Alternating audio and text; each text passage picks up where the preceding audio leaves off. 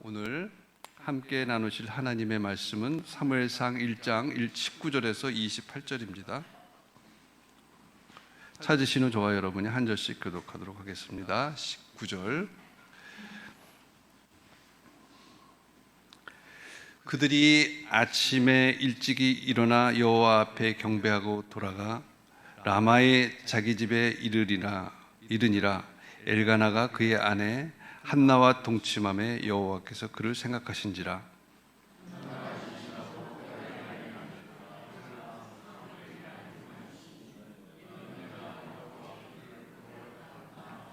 그 사람 엘가나와 그의 온 집이 여호와께 매년 제와 서원제를 드리러 올라갈 때에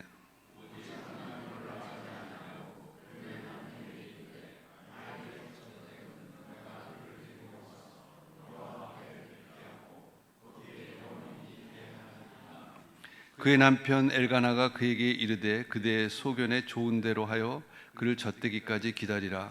오직 여호와께서 그의 말씀대로 이루시기를 원하노라 하니라.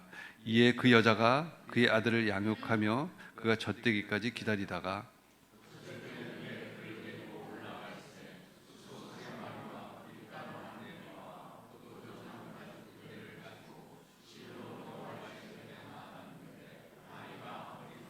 그들이 수소를 잡고 아이를 데리고 엘리에게 가서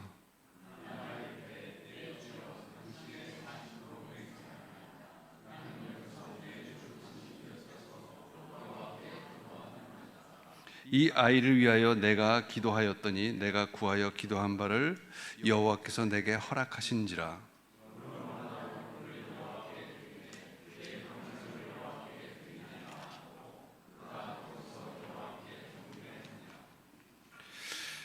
김건주 목사님께서 상황에 갇힌 세상 응답하시는 하나님이란 제목으로 말씀 전해 주시겠습니다.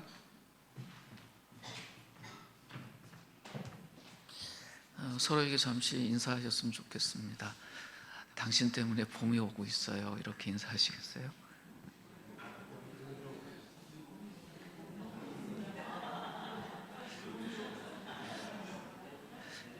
네, 이번 주간에 희미하긴 하지만 봄 기운이 이렇게 다가오고 있습니다. 한국말이 참 예뻐요. 봄이라고 하잖아요. 근데 이게 본다라는 말의 명사형이기도 하거든요. 무언가 이제 볼 수 있게 됐다라는 거예요. 참 좋은 이야기 같습니다. 우리 개인의 삶의 이야기도 또 우리 국가의 이야기도 봄이 빨리 왔으면 좋겠습니다. 그런 마음으로 말씀을 준비했습니다. 제목이 상황에 갇힌 세상. 세상은요, 자기가 직면하는 그 상황에 갇힐 수밖에 없어요. 상황을 벗어날 수 없어요. 세상은, 사람은. 철학에서 어려운 말 한 번만 할게요. 철학에서 인간을 어떻게 표현하냐면 상황 내 존재라고 말해요. 어떤 상황을 넘을 수 없다라는 거예요. 그런데 독특한 것이 사람의 마음은 한계도 없고요, 갇히지도 않아요. 지금 잠시 눈을 감고 과거로 돌아간다 그러면 우리는 뭐 10만 년 전으로 상상으로 갈 수도 있고요, 미래로 간다 그러면 내 인생이 앞으로 뭐 60년 넘기지 못할 것 같은데 수백만 년 후로도 갈 수 있어요. 지금 우리는 서울이라는 공간에 있지만 눈을 감고 상상하면 지구 반대쪽으로도 갈 수 있어요. 사람의 마음은 그렇습니다. 생각은 그렇습니다. 그러나 우리 존재 자체는 상황 안에 갇혀 있습니다. 그게 세상의 특징이고 사람의 특징이에요. 근데 오늘 본문이 사무엘이잖아요. 원래 사무엘은 한 권의 책입니다. 그런데 사무엘 상하로 나눠진 이유는 딱 하나입니다. 분량이 너무 길어서 그 당시에 이 전체 내용을 쓸만한 종이가 없잖아요. 쓰다 보니 두 권으로 갈렸어요. 그래서 앞쪽을 뭐라고 불러요? 사무엘상, 뒤쪽을요 사무엘하. 그러니까 상하가 굳이 나눠질 이유가 없지만 분량이 나눠져 있어요. 그래서 그냥 보통 신학에서는 사무엘서라고 부릅니다. 전체 이야기의 첫 부분이 사무엘 1장인데 오늘 읽지 않은 사무엘서 1장 1절과 2절 말씀을 같이 한번 보겠습니다. 사무엘 전체의 시작인데요. 천천히 하면 같이 읽을까요? 시작. 에브라임 산지 나바다 임소빔에 에브라임 사람 엘가나라 하는 사람이 있었으니 그는 여로함의 아들이요 엘리후의 손자요 도후의 증손이요 수베의 현손이더라.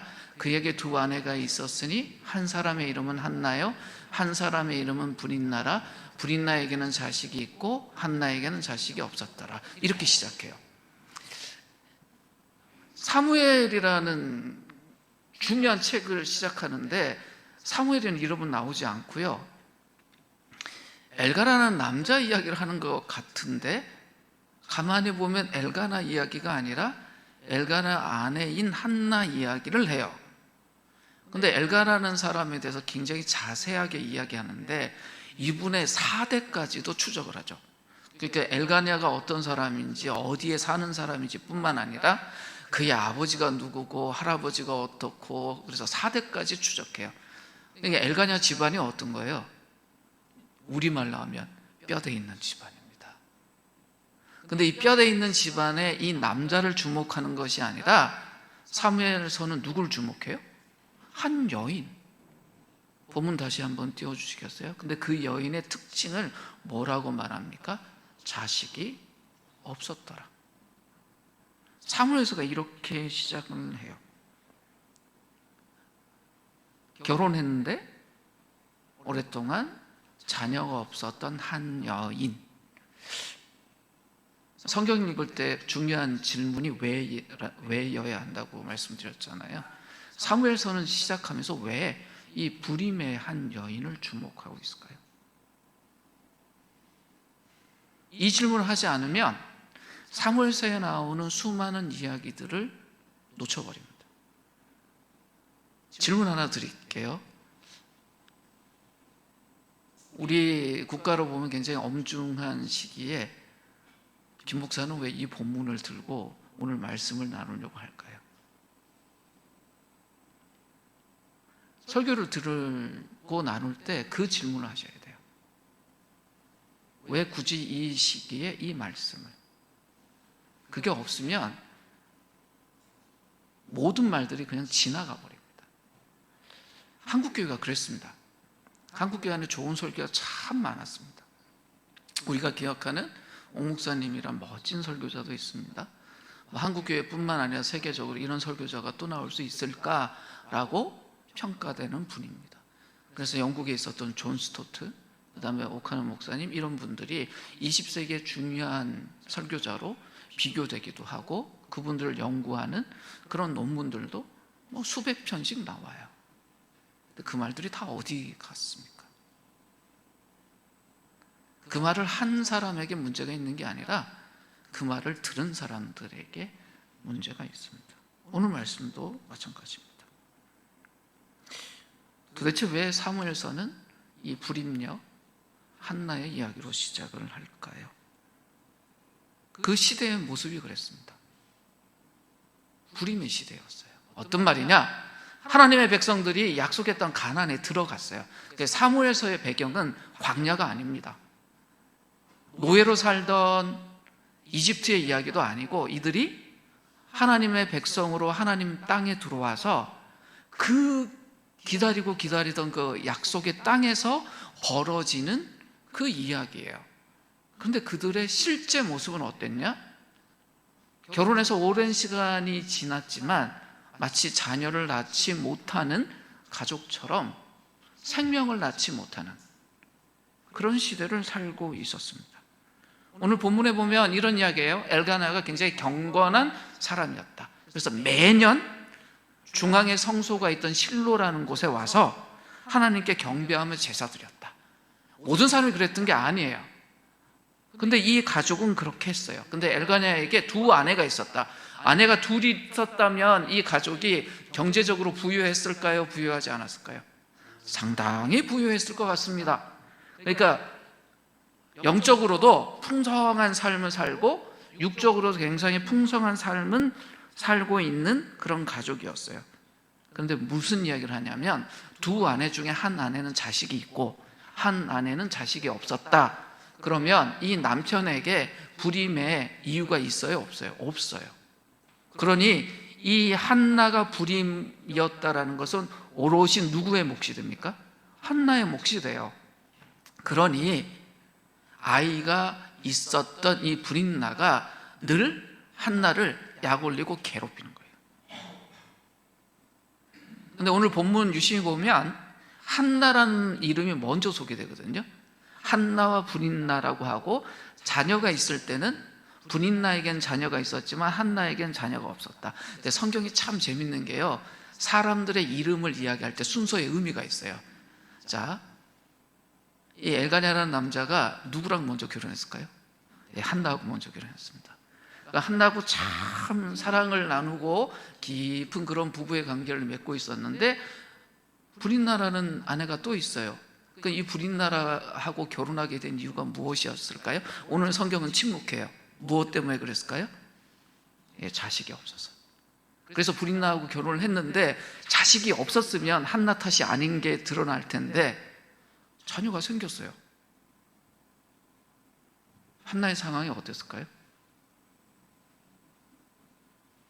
무지 힘들었을 것 같습니다. 근데 남편이 어떤 사람이에요? 경건한 사람이에요. 매년 하나님의 성소가 있는 실로로 가서 예배 드리는 사람이에요. 그리고 가족 다 데리고 갔어요. 그러면 하나님 앞에 다녀오는 이 일이 이 가족들에겐 좋은 일이었을까요? 나쁜 일이었을까요? 굉장히 좋은 일이었을까요?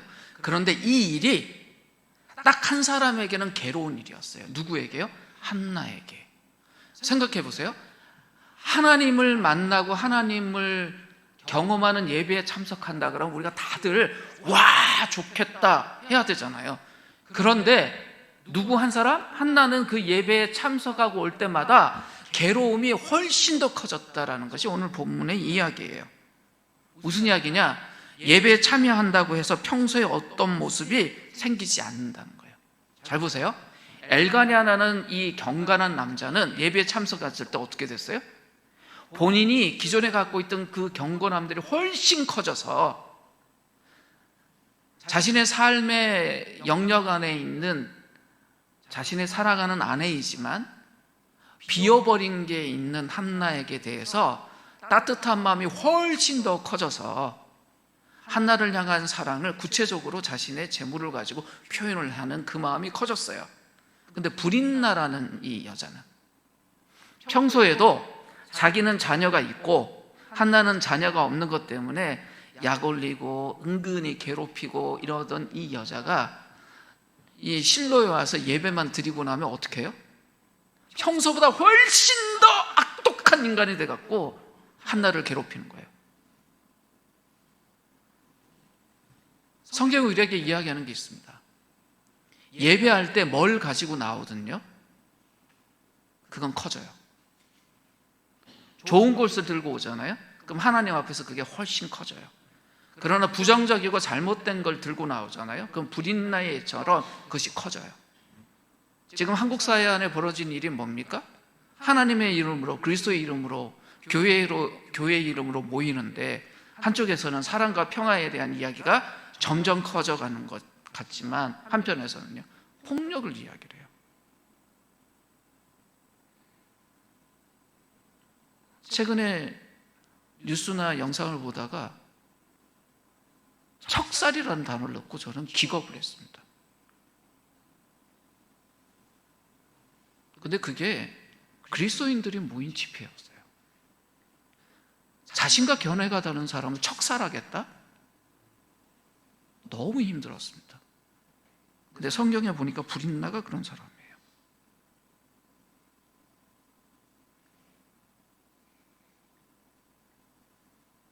정신 차려야 됩니다.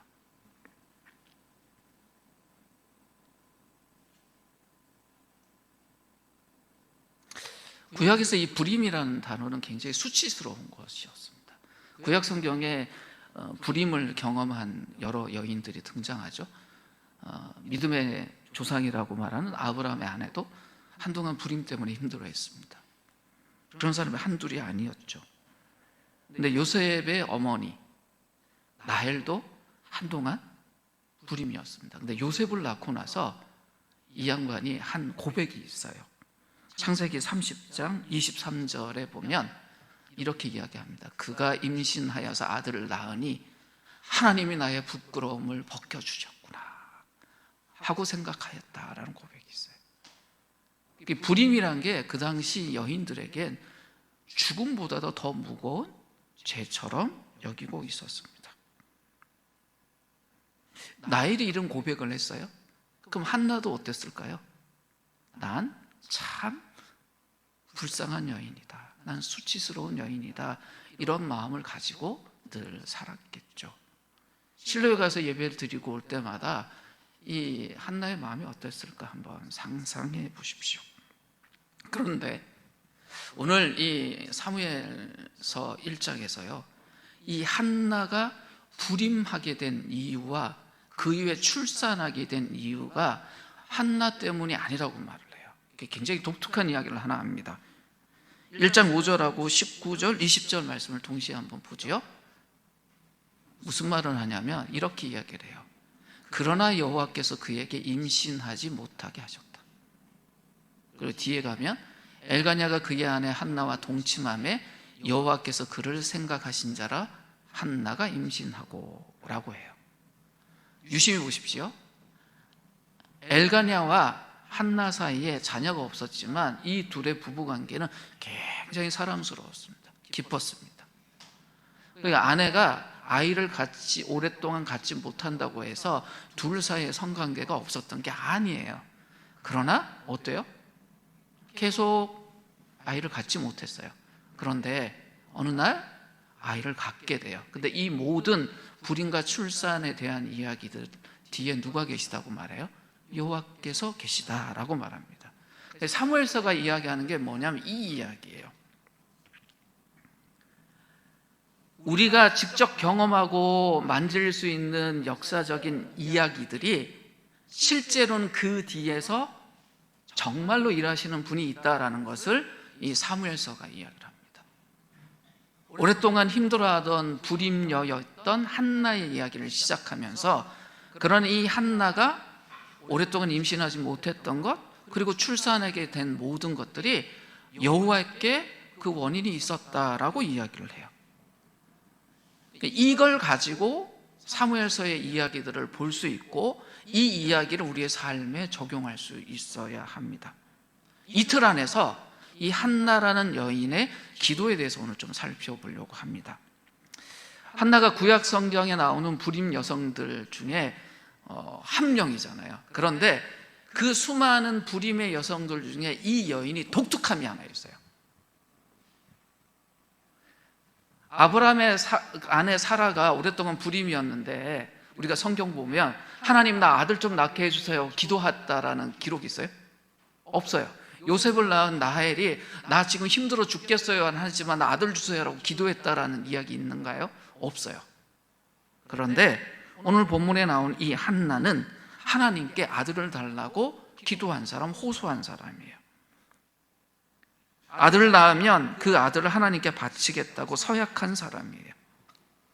그리고 그 서약을 지킨 사람이에요. 이틀 안에서 오늘 본문 1장 11절 말씀 한번 같이 읽겠습니다. 띄워주시겠습니까? 자, 읽겠습니다. 시작. 소아나에 이르되 만군의 여호와여 만일 주의 여종의 고통을 돌보시고 나를 기억하사 주의 여종을 잊지 아니하시고 주의 여종에게 아들을 주시면 내가 그의 평생에 그를 여호와께 드리고 삭도를 그의 머리에 대지 아니하겠나이다. 아들을 주소서라고 해요. 무엇을 구하는 겁니까? 하나님을 구하는 거예요. 뭐라 그래요? 여종의 고통을 보시고 기억하셔서 저를 잊지 아니하신다면. 보세요. 하나님 저 보고 계세요?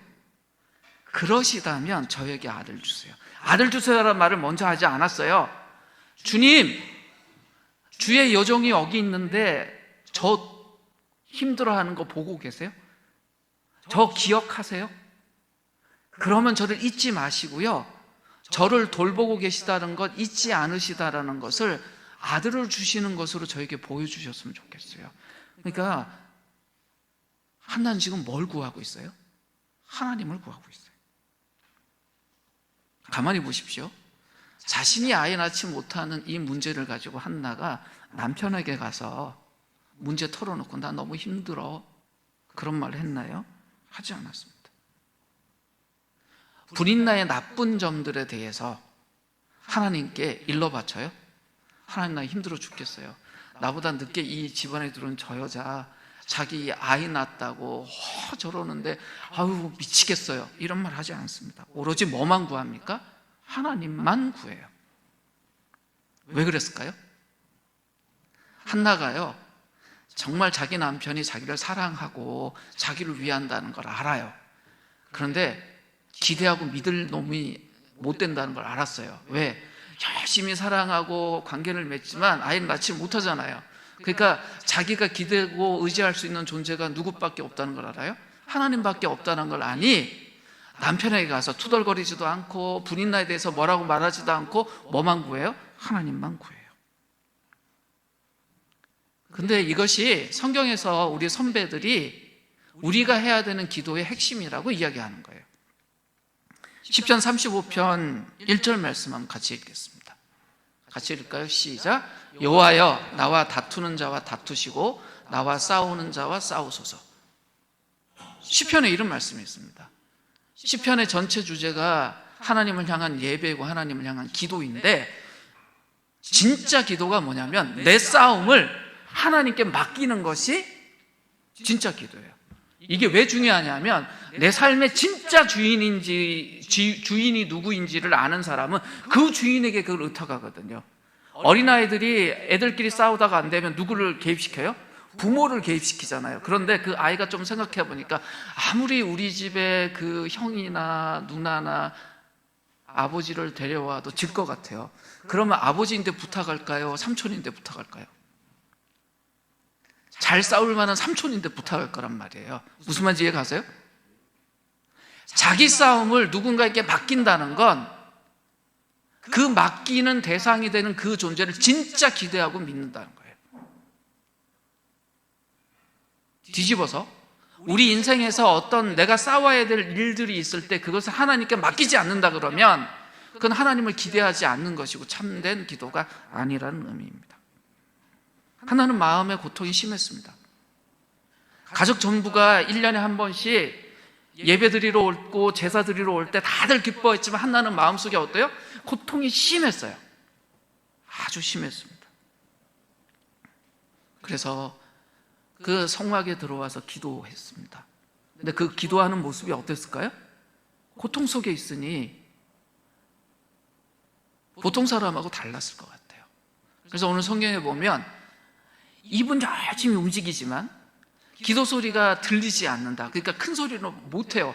왜 한나가 큰 소리로 못했을까요? 그 고통이 너무 심하니까 중얼중얼 거렸을 것 같아요. 근데 그걸 바라보던 제사장 엘리가 뭐라고 말하냐면 저 여자가 오랜 시간 동안 기도하는데 왜 기도 소리가 들리지 않아? 아무래도 저 여자 술 먹고 저러는 것 같다라고 반응해요. 제사장인데 왜 이렇게 반응했을까요?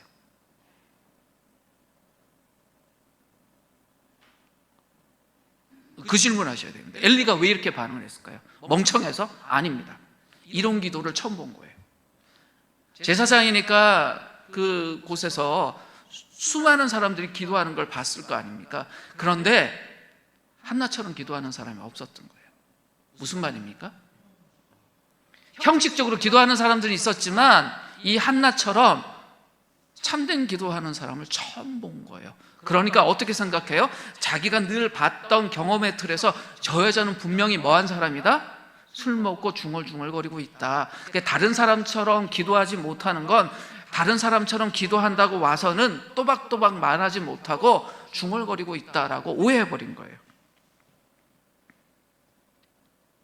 근데 한나가 뭐라고 말합니까?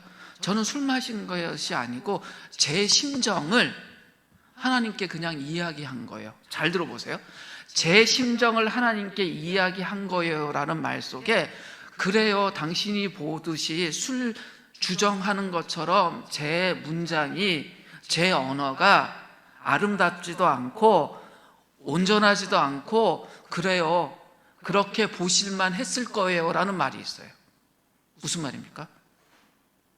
기도라는 것이 아름다운 말, 고상한 말 그런 걸로 안 채워줘도 된다는 거예요. 어쩌면 문장 하나도 되지 않고 이 한나의 기도처럼 그 신음하듯이 그렇게 해도 아무 문제 없다라는 이야기예요. 근데 우리는 기도하면 뭐부터 생각하죠? 좋은 문장, 잘 갖춰진 내용. 어쩌다가 이렇게 됐을까요? 우리가 기도합니다. 하나님 역사하실 걸 기대하면서. 근데 정말 그러시는가요? 기도해야 되니까 기도하는데 기도 들으시는 그분을 바라보고 정말 기대하면서 우리가 기도하고 있나요? 불임녀 한나의 기도입니다. 그 시대에 수많은 사람들이 기도했을 거예요. 근데 기도에 응답이 없었어요. 왜요? 기도에 문제가 있었어요. 응답되지 않는 기도? 결혼해서 오랫동안 부부관계를 맺는데 아이 낳지 못한 거하고 크게 다르지 않아요. 생명력을 잃어버리는 거죠. 한나가 자기 고통 때문에 기도를 시작합니다. 뭐라고 해요? 아들을 달라고 이야기를 해요. 그런데 한나의 기도가 좀 이상해요. 아들을 주시면 나도 이제 이 문제 해결될 것 같습니다 라고 기도하는 것이 아니라 뭐라고 말하냐면 아들을 나에게 주시면 그 아들 다시 하나님께 드리겠대요. 근데 그 드리는 것뿐만 아니라 그 아들을 나실인으로 드리겠다고 이야기를 해요. 그럼 아들을 왜 달라는 거예요? 좀 이상하지 않습니까? 이 양반은 아들이 이미 있고 두 번째, 세 번째 아들 달라는 게 아니에요. 자녀가 없어요. 근데 아들을 주시면 하면 그러면 제가 이 고통을 해결될 것 같아요 라고 기도하는 것이 아니라 그렇게 주시면 이 아들 다시 하나님께 드릴게요. 그러면 이 아들을 아예 나실인으로 드릴게요 라고 이야기를 해요. 무슨 이야기인지 중요한 이야기가 시작됩니다. 나실인이 뭐냐면 하나님 앞에서 제사장 같은 역할을 하려면 네이 지파여야 되잖아요. 그런데 네이 지파가 아닌 사람들 중에 하나님을 섬기면서 살 수 있도록 만들어 놓은 제도가 이 나실인 제도예요. 그러니까 이 한나의 아들은 네이 지파가 아니니 나실인 제도가 아니면 하나님을 섬기는 사람이 될 수 없잖아요. 근데 굳이 왜 이 나실인 제도에 이 아들을 드리려고 하느냐, 이게 중요하잖아요. 당시 이 사람들이 지금 어디에 살고 있었습니까? 이스라엘 백성들이 약속의 땅 가나안 땅에 살고 있었어요. 돌아서 꽤 시간이 지났어요. 광야처럼 아침에 만나 그거 이렇게 채취해 먹고 사는 데가 아니라 젖과 꿀이 흐르는 땅에서 살고 있었으니 먹고 마시는 문제는 문제가 있었습니까? 없었습니까? 없었습니다. 근데 이들이 지금 어떻게 돼 있었어요? 하나님의 백성, 이스라엘 백성인데 그렇게 살고 있는 것이 아니라 그 약속의 땅인 그 가나안 사람들처럼 살고 있었어요. 정체성이 혼란했던 거예요. 이들은 400년 동안 이집트에서 노예 생활하다가 40년 동안 광야 통과하고 이제 약속의 땅 들어와서 정복 전쟁 일으키고 그렇게 해서 이제 이 땅의 주인이 돼서 사는데 하나님 백성처럼 살아야 될 텐데 뭐 하고 있었다고요? 가나안 사람들처럼 살고 있었어요. 이름은 이스라엘 사람들이지만 실제 생활 방식은요, 가나안 사람들하고 똑같이 되어 있었어요. 그래서 나실인으로 드리겠다는 이야기예요.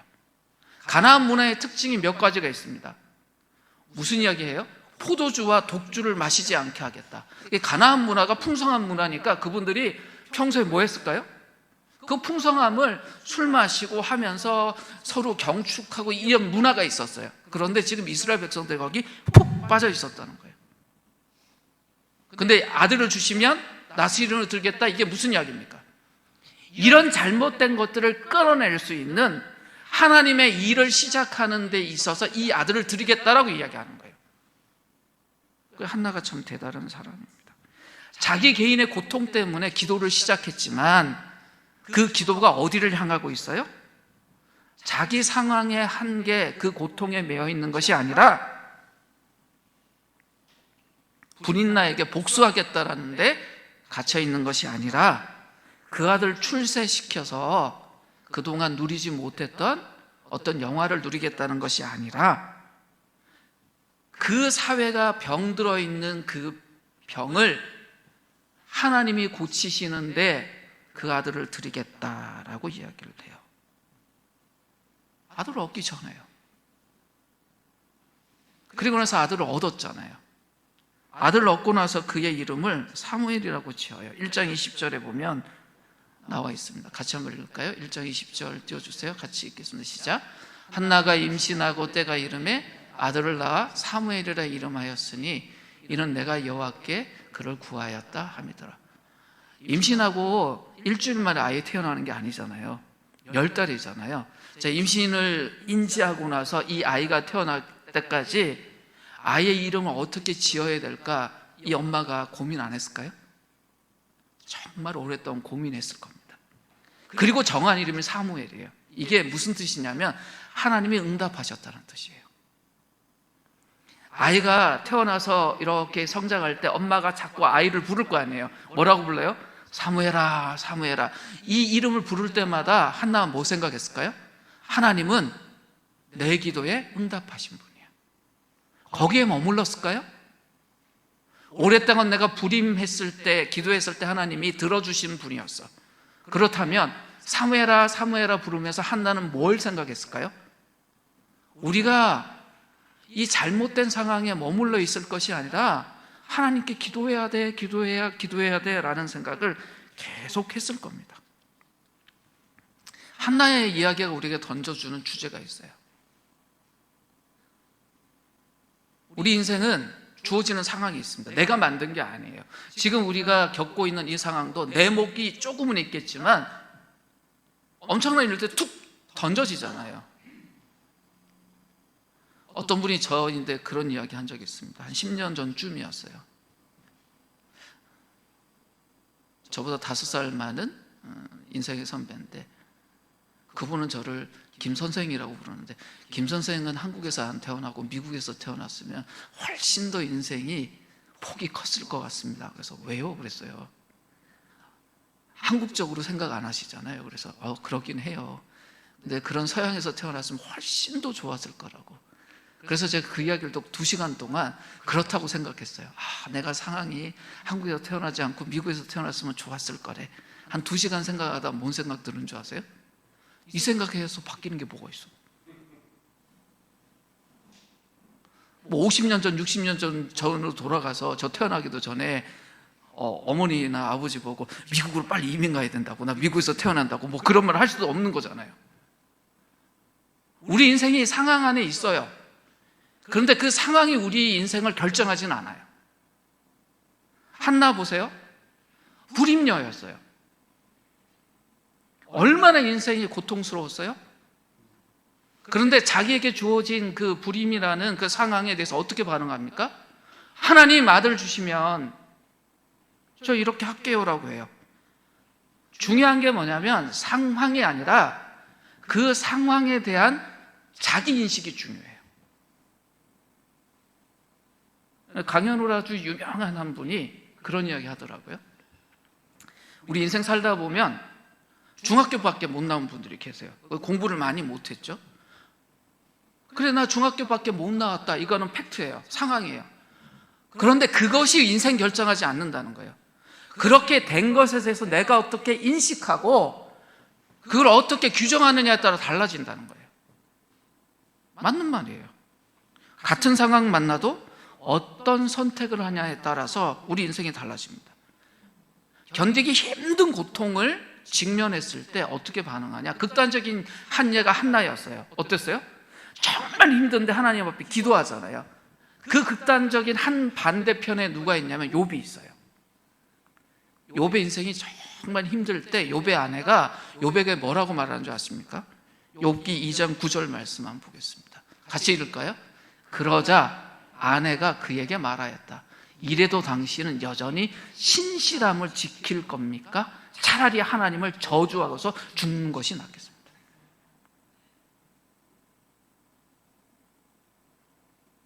정말 신실했던 욥이었잖아요. 근데 그 욥이 힘든 걸 경험하니까 그 욥하고 평생 살던 아내가 뭐라고 하냐면, 야, 아직도 하나님에 대해서 신실함을 지키니? 아유, 하나님 욕하고 죽는 게 나아. 이 말을 했다는 거예요. 근데 자기 자신이 불임이었던 한나는 자기 상황에 대해서 어떻게 반응했습니까? 하나님, 이 문제 해결해 주시면 이라고 반응해요.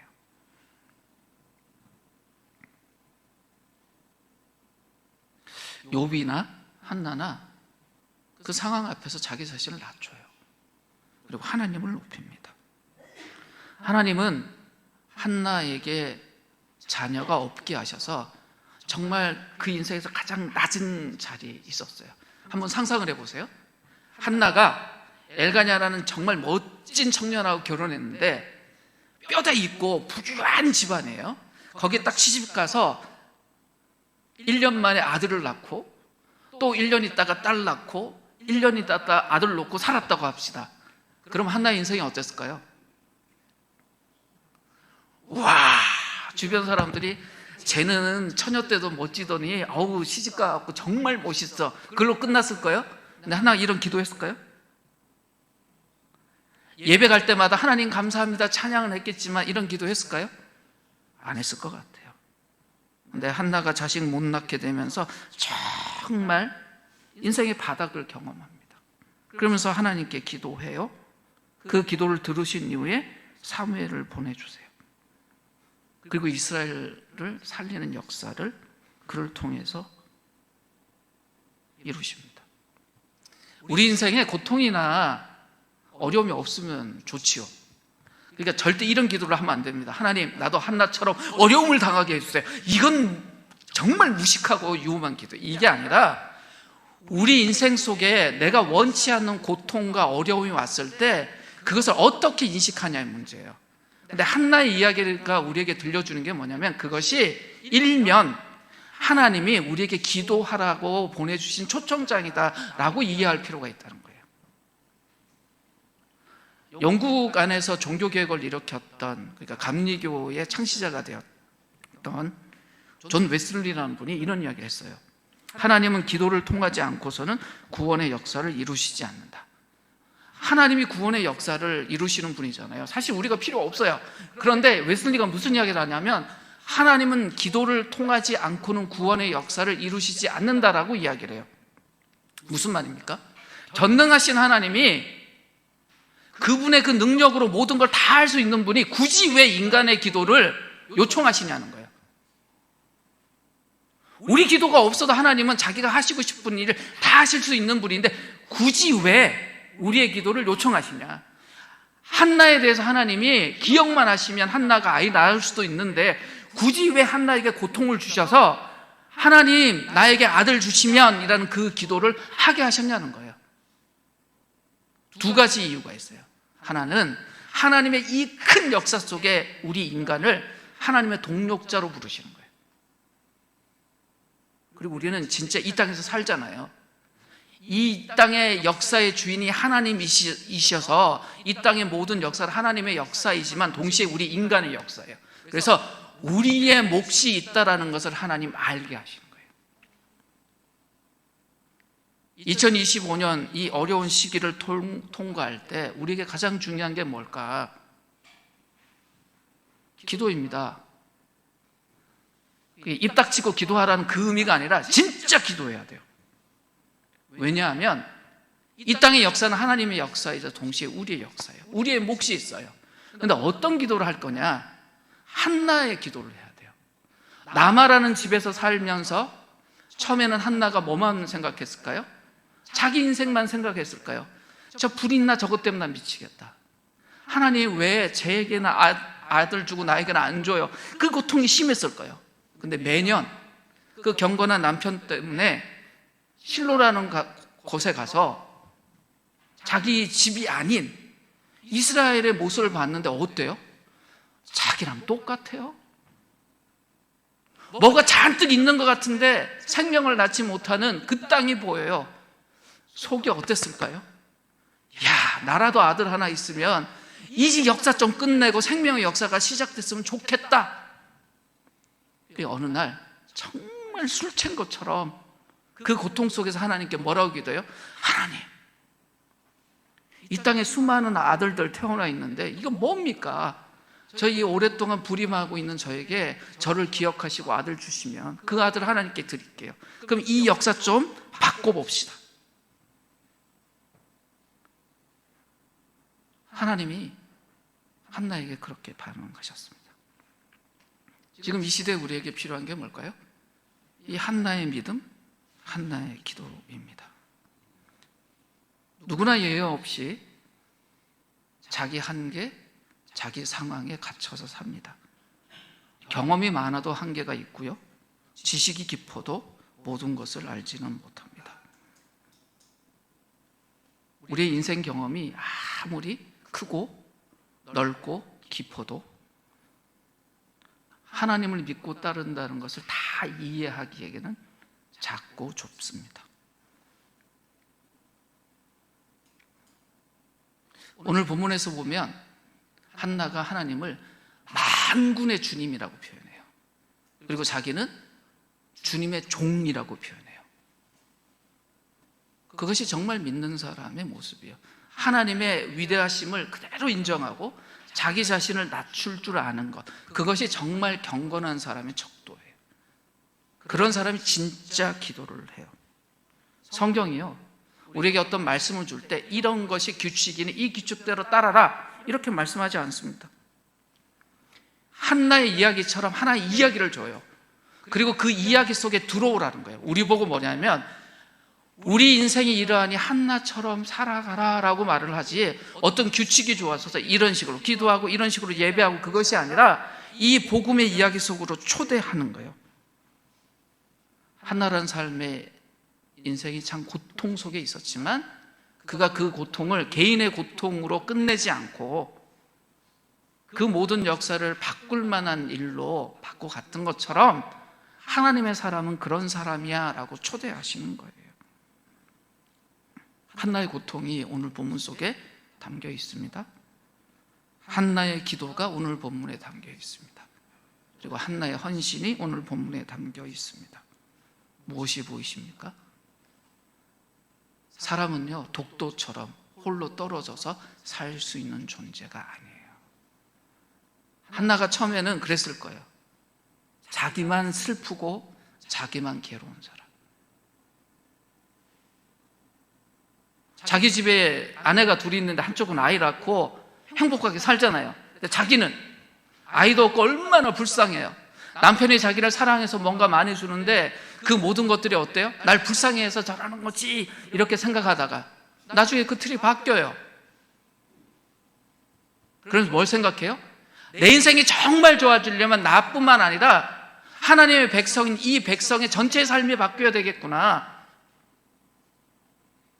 분인나에게 있는 아들과 이 오랫동안 불임했던 이 한나에게 주어진 사무엘의 아들은 어떤 면에서 큰 차이가 있을 텐데, 이럴 수 있잖아요. 야, 불인나, 너 경건한 집안에 시집 와서 아이 여러 명 얻었으니 너 우리 집안에서 이 세상을 바꿀 만한 하나님의 종 하나 나와야 되지 않겠냐, 이렇게 말하지 않고 어떻게 해요? 자기인데 딱 하나 있는 독자를 드려요. 이 시대에 우리가 그런 마음이 필요합니다. 그저 자기만을 위해서 사는 것이 아니라 모두를 살릴 수 있는 선택을 할 수 있어야 합니다. 고통스러운 자기 상황에 갇히지 않고 응답하시는 하나님을 바라봐야 합니다. 하나님 응답하세요. 그건 하나님의 약속이에요. 그런데 우리가 그 하나님을 어떻게 바라보고 어떻게 기도하는 거예요.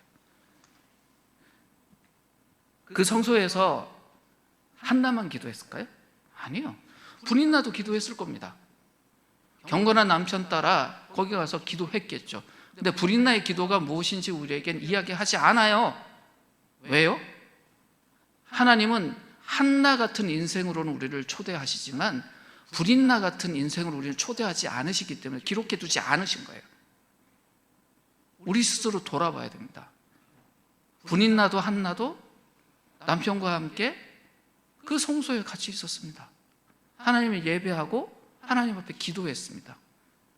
그런데 하나님은 한나의 기도를 들으시고 역사하셨습니다.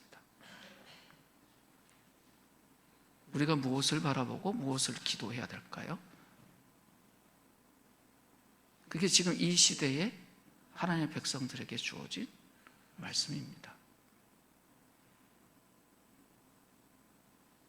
모두가 상황에 갇혀 살 수밖에 없습니다. 그것이 연약한 우리의 모습입니다.